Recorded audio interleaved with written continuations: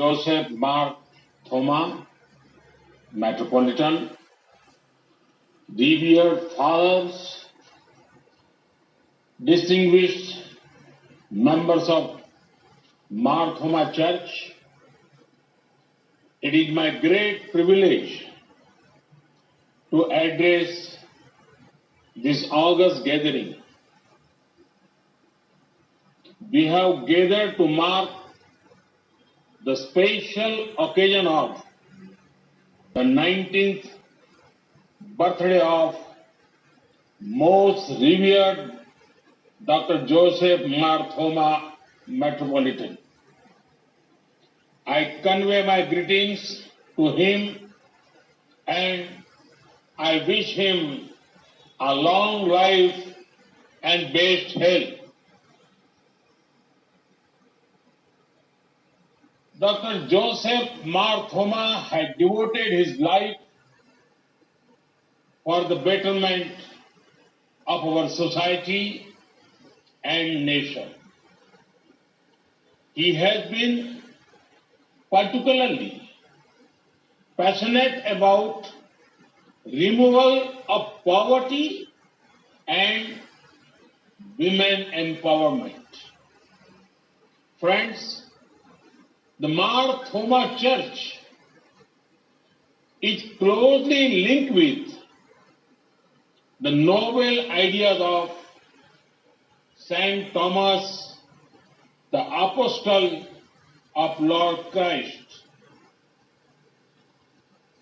India has always been open to spiritual influence from many sources.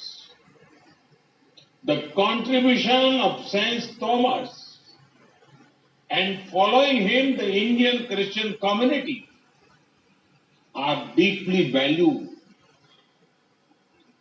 With Saint Thomas, we associate humility. He rightly said, and quote, humility, which is a virtue, is always fruitful in good works, unquote. It is with this spirit of humility that the Mar Thoma Church has worked to bring a positive difference in the lives of our fellow Indians. They have done, and they have done so in areas such as healthcare and education. Saint Thomas was blessed with immense wisdom. The Mar Thoma Church played a role in India's freedom struggle. The church was at the forefront of working towards national integration. This church fought the emergency. It is a matter of immense pride that the Mar Thoma Church is firmly rooted in Indian values. The contribution of the church has also been recognized at the national level. The former Metropolitan of Mar Thoma Church, Philippos Mark Chrysostom, was confirmed with the Padma Bhushan in 2018. He inspires many. Friends, the world is fighting a strong battle against a global pandemic. COVID-19 is not only a physical sickness, that is a threat to lives of people. It also takes our attention to unhealthy lifestyles. A global pandemic implies that humanity as a whole needs healing. Let us do everything possible to further harmony and happiness in our planet. Friends, you will be happy to know that powered by our corona warriors, India is firmly fighting COVID-19. Earlier this year, some people had predicted that the impact of the virus in India would be very, very severe. But due to lockdown and many initiatives taken by the government, as well as a people-driven fight, India is a much better place than many other nations.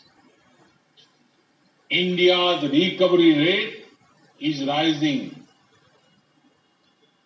Any loss of life is unfortunate due to COVID or otherwise. However, India's death per million due to COVID is under 12. To place this in a context, the death rate in Italy is 574 per million. The figures in America, Britain, Spain, and France are also much higher than India. Lakhs of villages, home to 85 crore people, remain almost untouched by coronavirus. Friends, a people-driven fight has given good results so far, but can we let our guard down? No, not at all. In fact, we have to be even more careful now. Wearing masks, social distancing, 2 gaj ki duri, avoiding crowded places, regular hand washing. These remains important. At the same time, we have to focus on economic growth and prosperity for 130 crore Indians. The wheels of trade and commerce have to move. Agriculture has to flourish. In the last few weeks, the government of India has addressed both short-term and long-term issues relating to the economy. From the sea to space, from the farms to the factories, people-friendly and growth-friendly decisions have been taken. The call for Atmanirbhar Bharat, self-reliant India, will ensure economic strength and prosperity for every Indian. A month ago, the Union Cabinet cleared the Pradhan Mantri Matsya Sampada Yojana. This scheme is going to transform our fisheries sector. With an investment of over rupees 20,000 crore, this scheme seeks to boost the sector. The aim is to also increase export earning and provide more employment to over 55 lakh people.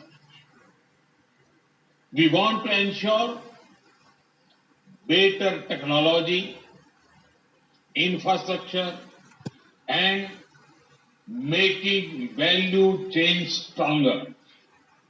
I'm confident my fishermen, sisters and brothers in Kerala will gain from this scheme.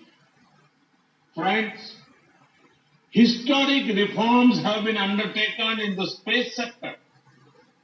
These reforms will ensure greater use of space assets and activities. Access to data and technology will improve. I see several youngsters in Kerala and particularly in South India taking a keen interest in science and technology. They will gain from the reforms. Friends, our government has always been guided by sensitivity and a long-term vision to make India a growth engine. We have taken decisions not from comfortable government office in Delhi, but after feedback from people of the ground. It is this spirit that ensures every Indian has access to a bank account. Over 8 crore families have access to smoke-free kitchens. Over 1.5 crore houses have been made to give shelter to the homeless. India is home to the largest healthcare scheme in the world, Ayushman Bharat. Over a crore people have got quality treatment. For the poor, we are bringing one nation, one ration card scheme to help them where they are. For the middle class, we have brought a number of initiatives to boost ease of living. For farmers, we have increased the MSP and made sure they get the right price. And we are making the sector free from middlemen. For women, we are ensuring that their health care gets due attention via various schemes and their career path is not compromised by ensuring extension of maternity leaves.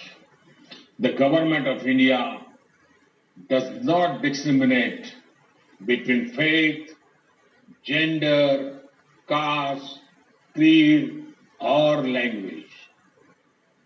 We are guided by the desire to empower 130 crore Indians, and our guiding light is the Constitution of India.